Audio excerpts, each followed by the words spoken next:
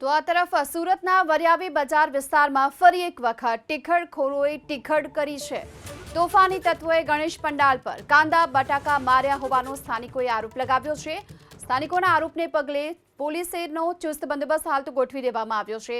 ગણેશ પંડાલ આસપાસ લોખંડી સુરક્ષા બંદોબસ્ત ગોઠવી દેવામાં આવ્યો છે।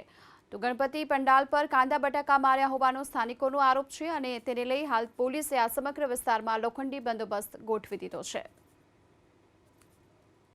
3 રાતથી ઉજાગરા છે ભાઈ। કાંદા બટાકા આવું ફેંકે। આજે તો 8 વાગે ફેંકે બરફ। કાંદા બટાકા ફેંકે, પથ્થર ફેંકે। તો અમારે શું કરવાનું ભાઈ?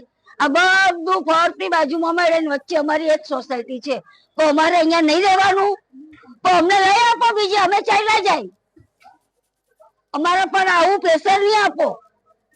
આ ઉંમરે અમે ક્યાં જઈએ? તો કાલે 2:30-3 વાગ્યાથી ચાલુ હતું પથ્થર મારવો। કાંદા એ લોકોના ઘરમાં કાંદા ટામેટા વધારે હતા, એ લોકો ફેંકતા હતા, તો બી અમે ઇગ્નોર કર્યું। ચલો ભાઈ જે હશે તે। અમે કાલ રાતના સાહેબને બી ફોન કર્યો, સાહેબે ગાડી મોકલી, પેટ્રોલિંગ બી થયું બધા ટેરેસનું, બરાબર।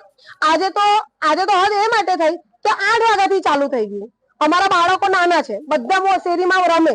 અમારા બાળકોને કઈ થયું તો અમે શું કરશું? અમે કોને કહેશું કે અમારા બાળકને શું થશે?